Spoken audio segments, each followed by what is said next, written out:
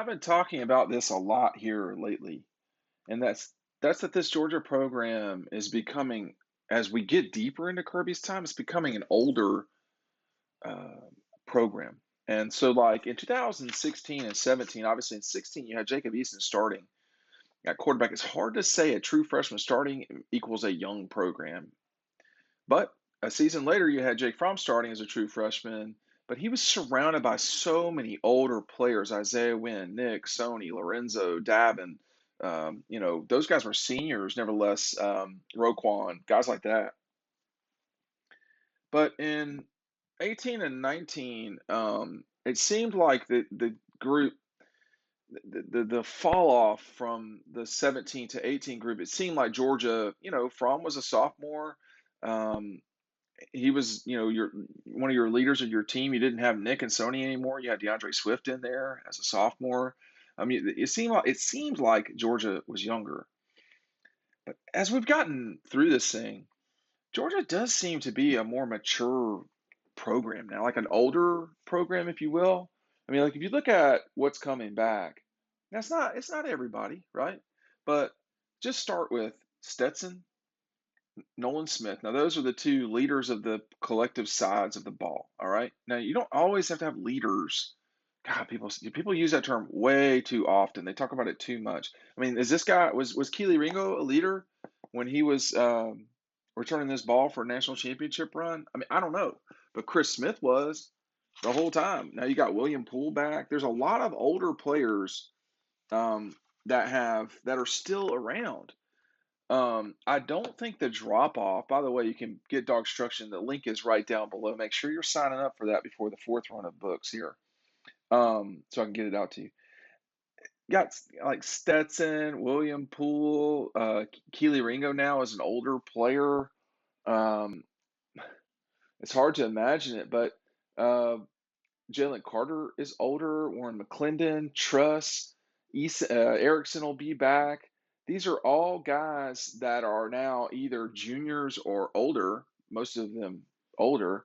McIntosh will be a senior, and Milton will be a junior. This is no longer, not no longer. They're not without older players, and I think that's something that is going to be discussed a lot is that the so-called leadership has left, and there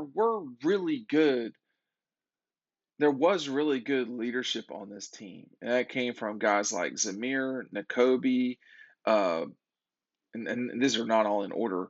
Zamir, Nakobe, James Cook, Jamari, obviously Jordan Davis, Devontae was an older guy. I think he led by example. Guys like James and Zamir were more lead by example. When they talked, it really mattered. They're not the so-called leadership. Uh, there's not going to be a void in that, and a little bit. I think that the program has learned how to lead too. Guys aren't just getting thrown into it and being asked to do something very earlier in their career. Um, there's too much competition now to get onto the field. I mean, truthfully, that's the hardest part right now is getting onto the field to play. So if you're getting out there, you fought your way through it. You know what it's like to you're not given anything. But Chris Smith, I think Chris Smith coming back is a big deal. Robert Beal, this guy is going to have to prove that he's a leader, but now he probably is going to be fighting for the job on the left hand side, which is um, Broderick Jones. So there's no shortage of guys that are returning to this program. Now, is Lad McConkey experienced? Is he a so-called leader? I don't know. I mean, A.D. Mitchell, but you did lose a lot of guys. I mean, Lewis Cine, you lost Jordan Davis, Devontae, Nakobe. These are good players. Quay Walker, that we didn't know some of them. Quay Walker, Channing Tindall. We didn't hear a lot about those guys, but boy, they really exploded in 2021. So I am not a I am a I'm slightly skeptical that the so-called leadership um, gap will be as significant as some folks think. Um, Returning Nolan is probably the biggest boost to that. And it's clear that Nolan cares a lot about what he's done over time at Georgia, how he has, what's the word? Nolan has a lot to say, and that's good if it's positive, right? Kirby Smart's got a lot to say. You should hear him during these practices. But I think the thing about where we're at right now with this program is if you're a younger player and you're not playing, you don't just leave. I mean, there's a lot of guys that stuck around and won national championship because they fought their way through it. Tyndall is a great example of that. Quay Walker is a great example of that. Robert Beal, um, Speed, who is transferred now to go play. Poole for sure. Chris Smith for sure.